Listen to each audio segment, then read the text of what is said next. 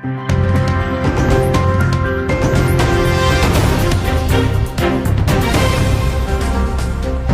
Jungle. Sky 18 বাংলার বিশেষ অনুরোধে আজকে আমরা একটি বিশেষ সাক্ষাৎকারের মুখোমুখি হচ্ছি। স্কাই 18 বাংলা বিগত কয়েক মাস থেকে একটি বিশেষ সাক্ষাৎকার আয়োজন করেছে, যার নাম হচ্ছে সাপ্তাহিক মতামত। আজ আমরা করিমগঞ্জের সুনামধন্য ব্যক্তিত্ব তথা বাম দলের রাজ্যিক কমিটির এক সদস্য মাননীয় চন্দন চক্রবর্তী মহাশয়ের শরণাপন্ন হয়েছি। ওনার মতামত জানতে চাইব। নমস্কার আপনাকে। নমস্কার। আচ্ছা, আপনাকে বর্তমান রাজ্যের রাজনীতি পরিস্থিতি নিয়ে দু চারটি কথা বলবো, আপনার মতামত জানতে চাইব। আমরা বিগত দিনেও আপনার কাছ থেকে অনেক পরামর্শ যুক্তি আমাদের করিমগঞ্জবাসী পেয়েছেন। ক্যাব সমগ্র রাজ্যে ক্যাব নিয়ে একটি হুলস্থল চলছে। ক্যাব নিয়ে আপনাদের কমিউনিস্ট পার্টির বরাক উপত্যকা বা ব্রহ্মপুত্র উপত্যকায় মতামত কি কোনো ভিন্ন ধরনের, বা আপনারা কি কোনো ভিন্ন অবস্থানে আছেন? এটা আপনার প্রশ্ন খুব সঠিক প্রশ্ন। একদিন আপনাকে আমি সাধুবাদ জানাচ্ছি, তার কারণ এটা আজকে পরিষ্কার হওয়া উচিত।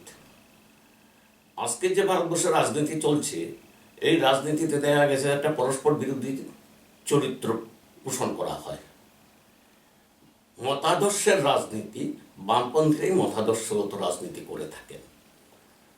বৈজ্ঞানিক সমাজ ব্যবস্থা, বৈজ্ঞানিক চিন্তাধারার থেকে তাদের এই জিনিসগুলো আসে। দেখবেন আজকে করিমগঞ্জতে আমরা যে কথাটা বলবো, ব্রহ্মপুত্র উপত্যকা কিংবা ভারতবর্ষের কোথাও কেন্দ্রীয় কমিটি দিল্লি থেকেও তার কোনো ব্যতিক্রম থাকবে না। একই সুরে একই ধরনের কথা আমরা বলে থাকি। দুয়ে দুয়ে চার হবে, এইটাই সত্য। কিন্তু আমরা অনেক সময় হতাশা ব্যক্ত করি যে আজকের যে মতাদর্শগত রাজনীতিটা হারিয়ে গেছে। হ্যাঁ, বিরোধী আপনাদের বামফ্রন্ট দল ছাড়া কংগ্রেস বা ভিন্ন ভিন্ন ক্ষেত্রে দেখা গেছে ব্রহ্মপুত্র উপত্যকায় এক ধরনের মতামত ব্যক্ত করে, বরাকে এক ধরনের মতামত। ওই কথাটাই আমি বলছিলাম যে দেখুন, ওই কিছুদিন আগে আপনারা দেখছেন অ্যাসেম্বলির ভেতরে লাল কার্পেট পেতে কিছু লোক ধর্ণা প্রদর্শন করেছে ক্যাবের বিরুদ্ধে। আবার কিছু লোক ক্যাবের বিরুদ্ধাচরণ করেন নাই। এরা এই কংগ্রেস কর্তৃক এই ধরনের আসাম বিধানসভার সম্মানিত সদস্যরা বসছিলেন, কিন্তু তাদের মধ্যে দ্বিমত লক্ষ্য করেছি আমরা। এতে সাধারণ মানুষ সেই রাজনৈতিক দলের প্রতি কতটুকু আশ্বস্ত বা আস্থা আছে আমি জানি না। আজকে কংগ্রেস আর বিজেপি আপনার চিনতে বড় ভুল হয়। যেমন ধরুন, আমার করিমগঞ্জকে দিয়ে বলছি, গত নির্বাচনে যারা কংগ্রেস প্রার্থীদেরকে মনোনীত করছিলেন, আজ করিমগঞ্জে পৌর ভোট গঠন হয়, আজকে সেই প্রার্থী এই যারা ভোট দিলেন কংগ্রেসকে, কিন্তু পরবর্তীতে যারা কংগ্রেসকে ভোট দিয়েছিলেন তাদের সাথে প্রতারণা করে তারা শিফট করেছেন অন্য আর রাজনৈতিক দলে, যার জন্য করিমগঞ্জের পৌরসভাটা পড়ে গেল। ঠিক তেমনি সমস্ত ভারতবর্ষে আমার গৌতম রায় সম্বন্ধে যদি বলুন, এক সময় অনেক আলোচনা শুনেছি বিজেপি কর্তৃক। হেমন্ত বিশ্ব শর্মার সম্বন্ধে যদি শুনুন, দেখা যায় অনেক বিতর্ক ছিল বাজার কেলেঙ্কারি সহ।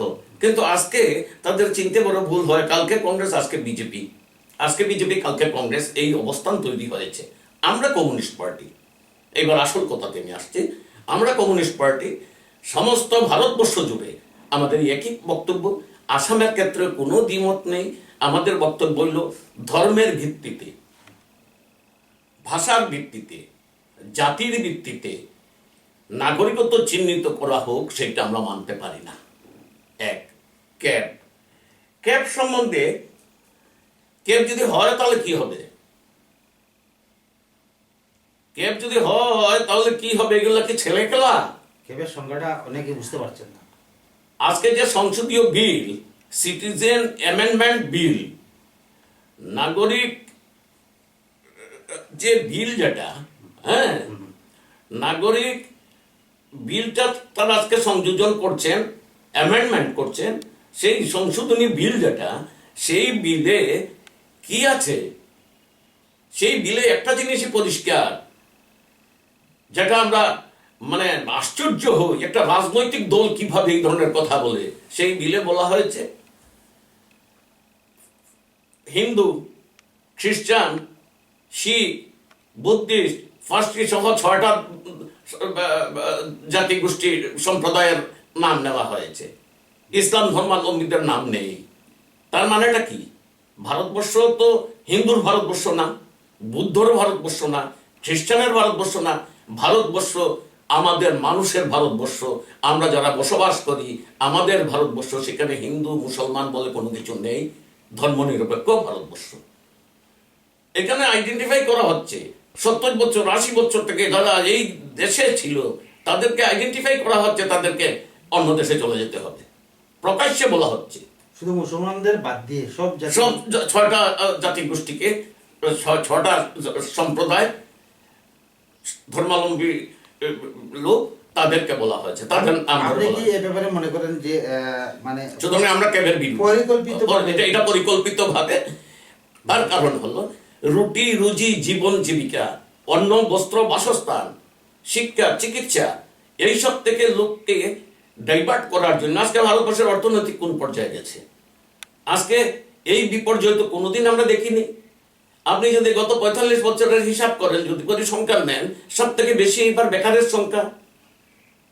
তাহলে আজকে তার থেকে মানুষ যখন সংঘবদ্ধ ভাবে আন্দোলন করবে, এই আন্দোলন বিমুখী একটা পরিকল্পনা করা হয়েছে, ভারতবর্ষকে পোলারাইজ করো।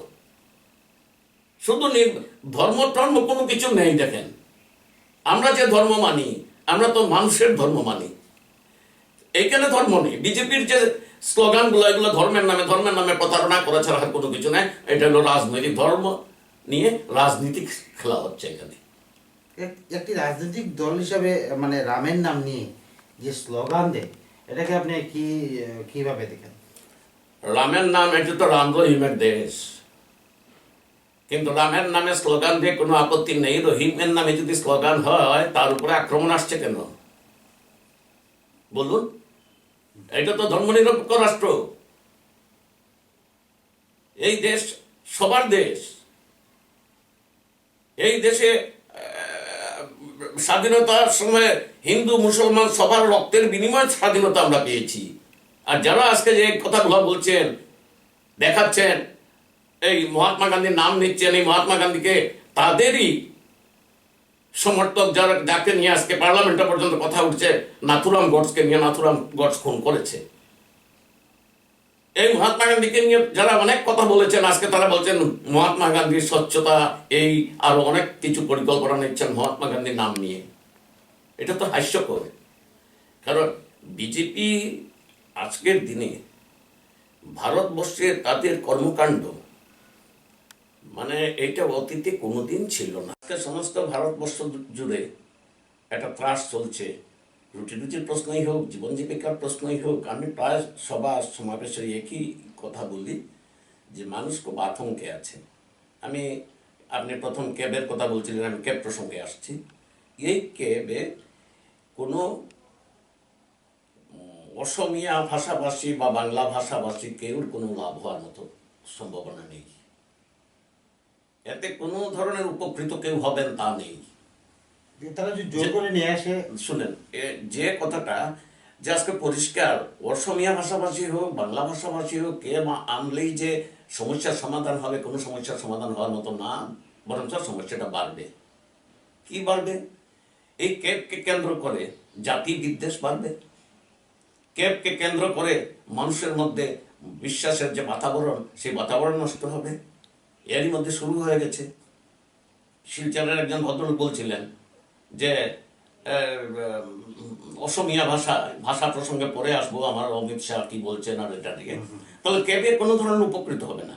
তাহলে বলুন তো, এই যে এনআরসিটা 1600 কোটি টাকা যেটা খরচা হলো, এটা কি ভাবা যায়? সুপ্রিম কোর্টে যে রায় দিলেন, সেই সুপ্রিম কোর্টের রায়ের পরে আজকে পর্যন্ত কার্যকারী হচ্ছে না এনআরসি। কেন? তাহলে মানুষকে যে এইভাবে হয়রানি করা হলো। সরকারি হিসাব অনুযায়ী 1600 কোটি টাকা খরচা হয়েছে।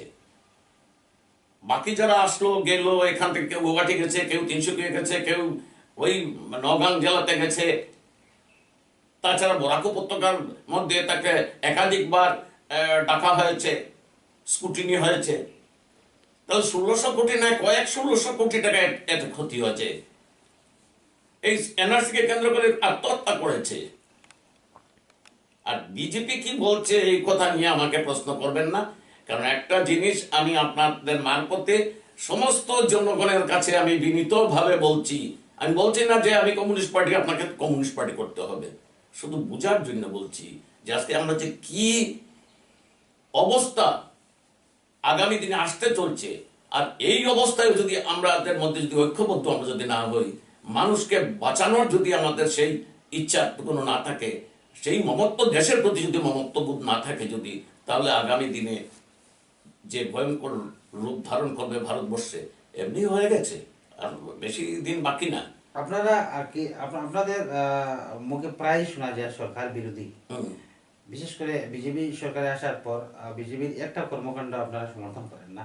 আপনারা কি পরিকল্পিতভাবে বিজেপিকে শুধু বিরোধিতা করার জন্য বিরোধিতা করেন না, কি সরকারের কি একটা কর্মকাণ্ড আপনাদের চোখে ভালো পড়েনি? আপনাকে আমাকে দেখাতে পারবেন এটা কি ভালো? সরকারে আসার আগে বলছিলেন 15 লক্ষ করে দরিদ্র সীমার নিচে যারা তাদের ব্যাংক অ্যাকাউন্টে ঢুকবে, ঢুকেছে কি? তিনি বলেছিলেন বছরে 2 কোটি লোকের চাকরি হবে, হয়েছে কি? 100 দিনের মধ্যে দ্রব্যমূল্য বৃদ্ধি রোধ হবে, হয়েছে কি? রাস্তাঘাট সহ একাধিক উন্নয়নমূলক কাজ এর অগ্রগতি ঘটবে, হয়েছে কি? হয় নাই। তাহলে কি আমরা সমর্থন করব? আপনি যে কথাটা বললেন যে বিরোধিতা করার জন্য বিরোধিতা করছি, আরেকটা জিনিস পরিষ্কার, আমরা সরকারের বিরোধী না। সরকারের বিরোধী না এর জন্য বলছি, এটা একটু পরিষ্কার বোঝানো উচিত। সরকার দেশের জনগণে সহমত পোষণ করেছেন, তাদের সমর্থনে সরকার গঠন হয়েছে। এই সরকারের যদি বিরোধিতা করি তাহলে দেশের জনগণকে খাটো করা হয়। এই সরকারের যদি বিরোধিতা করি সংবিধানের বিরোধিতা করা হলো। আমরা সরকারের বিরোধী নাই, সরকারের যে কাজের যে পন্থা, কর্মকাণ্ডগুলো তার কর্মকাণ্ডগুলোকে আমরা বিরোধিতা করছি। আপনার রাস্তাঘাটে মানুষকে ধরে মারছে, আবার খুনের আসামির থেকেও নির্বাচনে তারা মনোনয়ন দিয়েছে, নির্বাচনে পার্লামেন্টে আছেন, তাহলে কি বিরোধিতা করব না? বিরোধিতা করার জন্য বিরোধিতা নয়, বিরোধিতা করা সমস্যা সমাধানের জন্য। আচ্ছা, অন্য একটি প্রসঙ্গে আসি। ভারতের স্বরাষ্ট্রমন্ত্রী মাননীয় অমিত শাহ বলেছেন যে এক দেশ এক ভাষা, হিন্দি ভাষা বাধ্যতামূলক করা ভারতের জন্য প্রয়োজন। তাছাড়া আমাদের রাজ্যে অসমে সরকার বলছে যে অসমীয়া ভাষা মাতৃভাষা হিসাবে ধরে নেওয়া হোক। এ ব্যাপারে আপনি একজন বাঙালি প্রেমী বা প্রতিবাদী মানুষ হিসাবে কি মনে করেন? প্রথম কথাই বলছি, আমি শুধু বাঙালি প্রেমী নয়, আমি মানুষের প্রতি আমার প্রেম।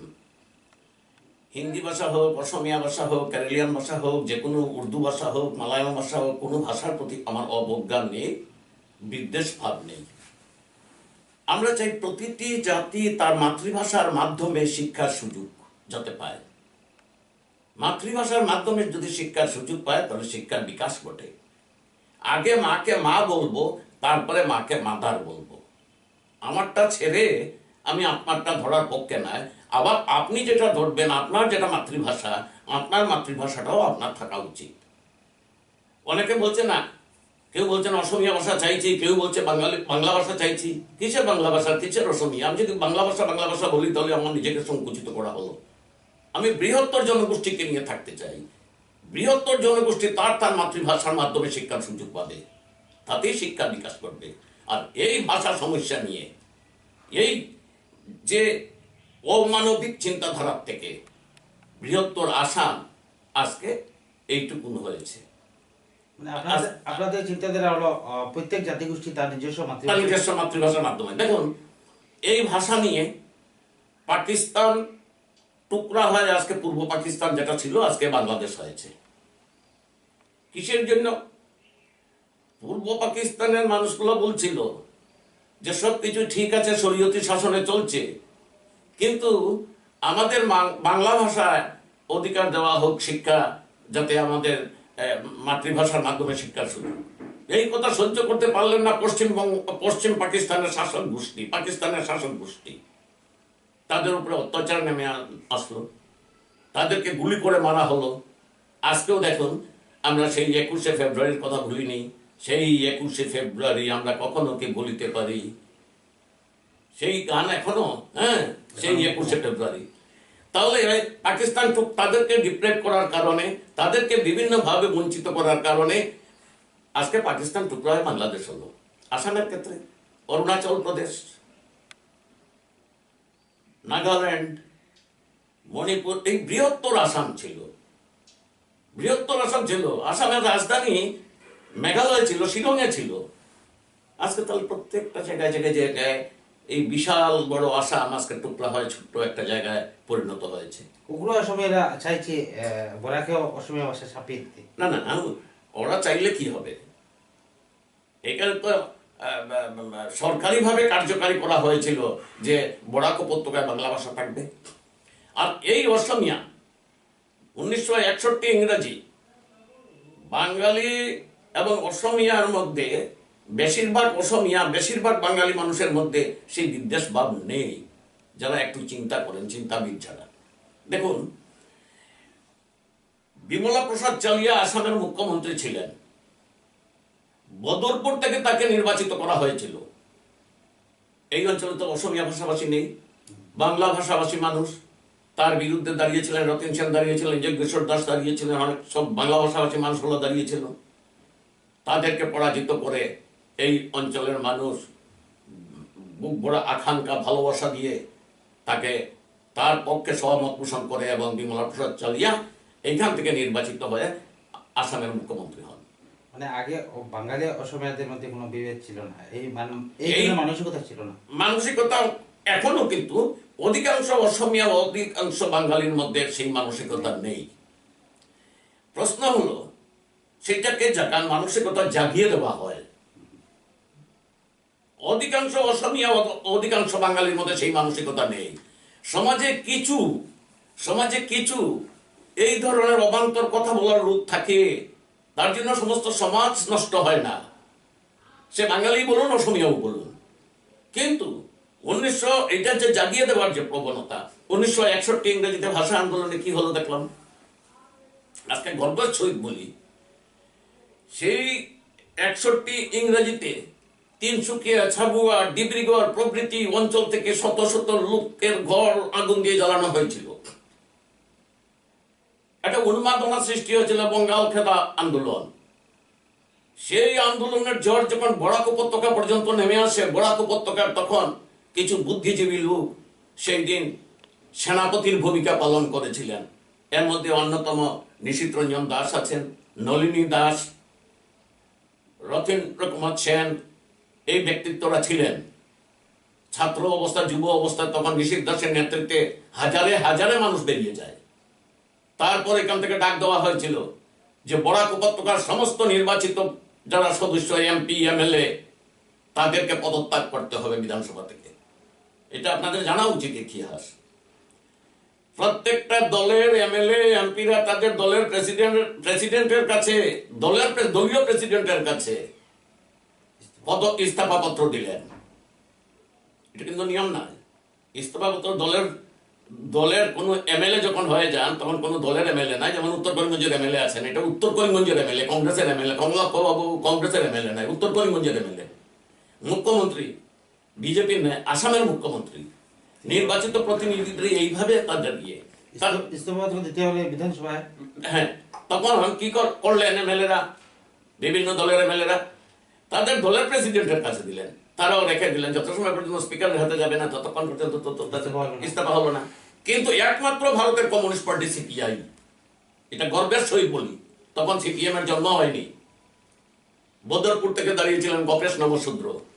সেই দিন এই অভিযোগে, এই যে বাঙ্গাল খেদা এর প্রতিবাদে এবং বাংলা ভাষার দাবিতে, উনি শুধু বাংলা ভাষা বলেননি, আজকেও বলিনি আমরা বাংলা ভাষা, আমরা বাংলা ভাষাও বলি, অসমীয়া ভাষা বলি, সব ভাষা তার যাতে অগ্রগতি ঘটে, প্রত্যেকটা জাতিগোষ্ঠী নিয়ে তার স্বাধীনতা বজায় রেখে সে যাতে চলতে পারে, সেই দিন সেই দাবিতে আমার পার্টির পাতারকান্দি থেকে নির্বাচিত সিপিআই এর গপেশ নমশূদ্র, প্রয়াত গপেশ নমশূদ্র, তিনি পদত্যাগ করে সেই পদত্যাগপত্র আসাম বিধানসভার স্পিকারের হাতে দিয়ে আসেন। সেটা হলো আমাদের গর্ব।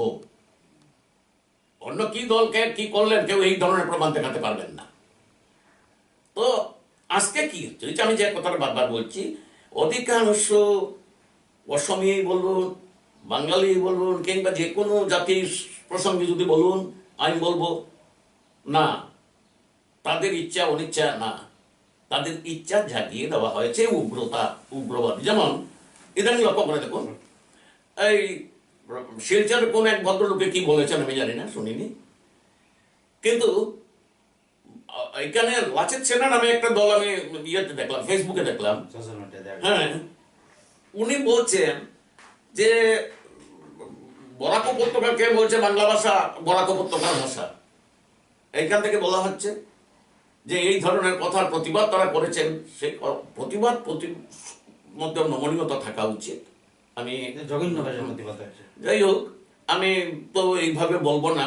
যিনি বলেছেন হয়তো শিশু সুলভ মানসিকতা থেকে তিনি হয়তো বুঝেননি, কিন্তু ওনার বলাটা ঠিক, মানে এত উগ্রভাবে দেশের জন্য জাতির জন্য এইভাবে উগ্রভাবে বলতে নেই, এই কথাই বলবো। তো এই বলানোটা কে বললেন? অমিত শাহ বলেছেন, বিজেপি বলেছেন। কেন? অমিত শাহ বলছেন যে আসামের ভাষা একমাত্র ভাষা অসমীয়া ভাষা হবে, বিজেপি সরকার বলছে একমাত্র ভাষা অসমীয়া ভাষা হবে। তাহলে এই কথা পেয়ে তো কিছু লোক উৎসাহিত হয়েছে। আর উনি কেন বলছেন একমাত্র ভাষা অসমীয়া? অসমীয়া ভাষার অগ্রগতির জন্য নয়, অসমীয়া জাতির অগ্রগতির জন্য নয়, তার রুটি রুজি, জীবন জীবিকা, চাকুরি এইসবের জন্য না। তিনি বলেছেন ভোট ব্যাংক। কারণ ব্রহ্মপুত্র উপত্যকার যদি সংখ্যাগরিষ্ঠ লোককে তাদের হাতে আনা যায়, আগামী নির্বাচনে অনায়াসে তিনি নির্বাচিত হবেন। তাহলে এই প্রসঙ্গে বলবো বিজেপির বন্ধুদেরকে, যারা বরাক উপত্যকার প্রতিনিধি আছেন, আপনারা সেই 1961-র কথা স্মরণ করিয়ে দিতে চাই যে এই বরাক উপত্যকার যে বিজেপির যারা প্রতিনিধি আছেন, এমএলএ আছেন, এমপি আছেন, আপনাদের ভূমিকাটা, আপনাদের মৌনতা এর মানে সম্মতির লক্ষণ। এই লাচিত সেনা যে কথাটা বললো, কিংবা অমিত শাহ, কিংবা আপনাদের সরকার যে কথাটা বলছে, তাহলে তো আপনাদের মৌনতা মানে সম্মতির লক্ষণ।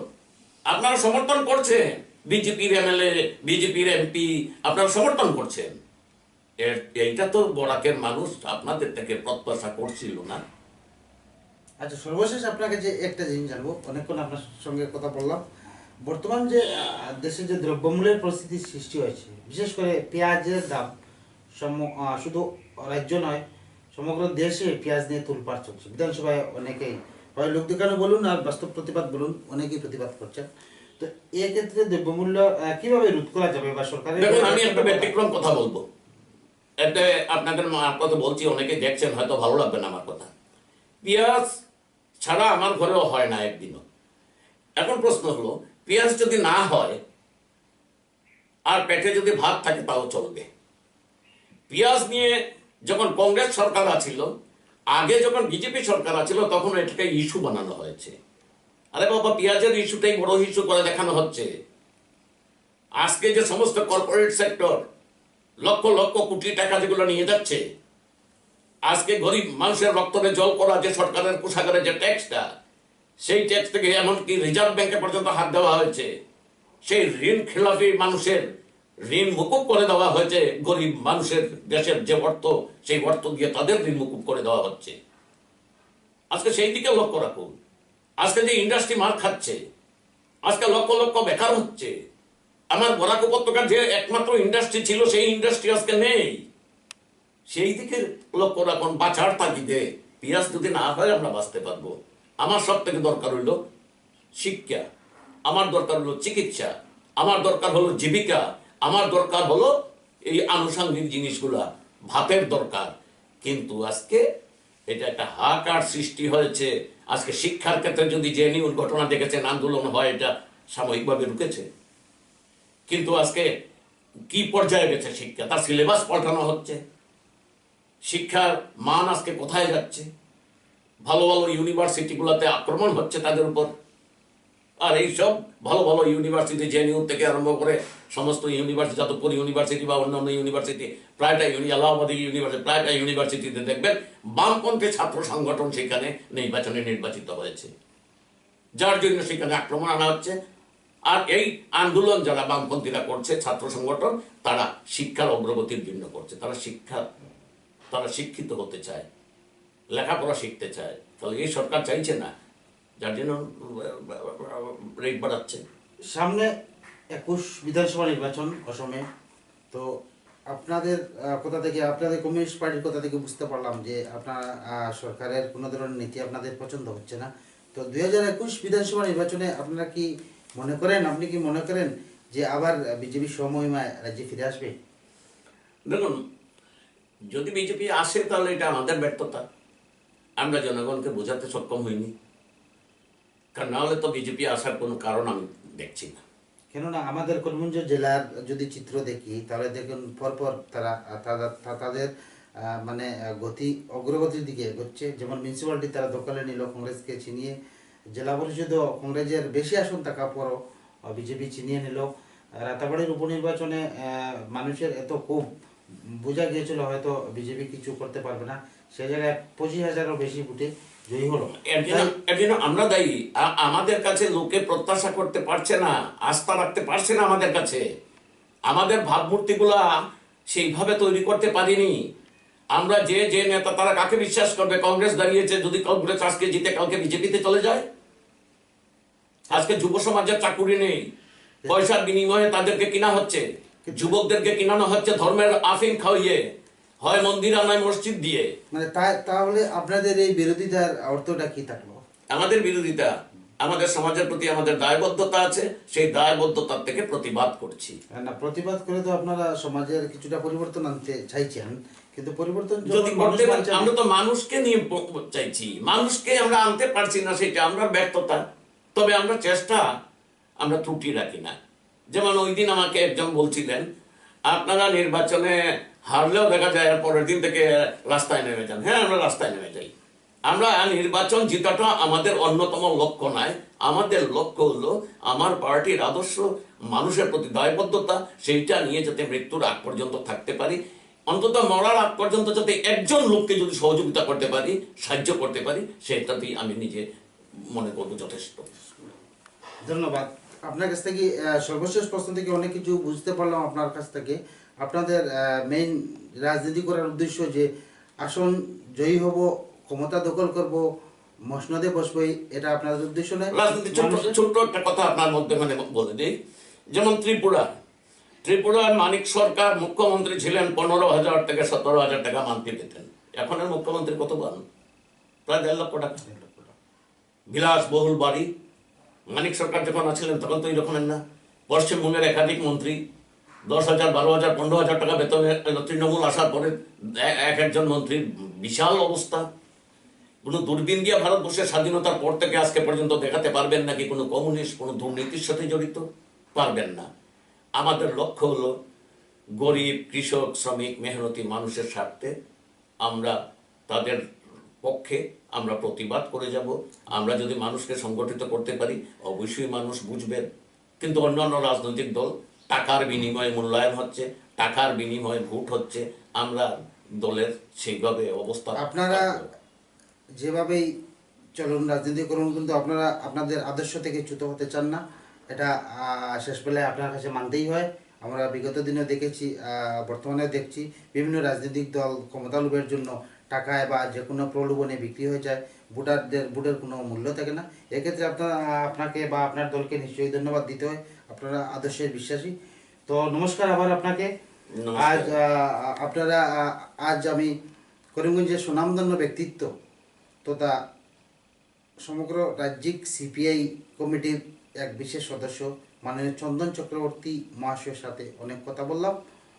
ওনার শুধু ব্যক্তিগত কথা নয়, ওনার দলের আদর্শ একই জায়গায় তারা অবস্থান করছেন। ওনারা ক্যাব মানেন না, ওনারা কোনো বিশেষ জাতিগোষ্ঠী ভাষা নিয়ে ক্যাব মানতে রাজি নয়। ওনারা সম অধিকার, জাতি বিদ্বেষী কোনো ধরনের চিন্তাধারা ওনারা মানেন না। সব মানুষকে একসঙ্গে নিয়ে ওনারা চলতে চান।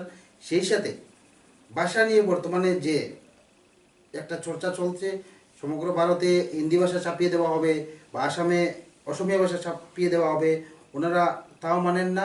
ওনাদের কথা হলো যে যত জাতিগোষ্ঠী আছে প্রত্যেকের মাতৃভাষাকে স্বাধীনভাবে উপভোগ করুক, প্রত্যেক ভাষাকেই ওনারা সম্মান করেন। তো আজ এ পর্যন্তই। স্কাই 18 বাংলার অনুরোধে আমরা আজকে বসেছিলাম একটি বিশেষ সাক্ষাৎকারে, মতামত অনুষ্ঠানে। আজ এই মতামত অনুষ্ঠান এ পর্যন্ত। ভবিষ্যতে আপনার সঙ্গে আবারও দেখা হবে। নমস্কার।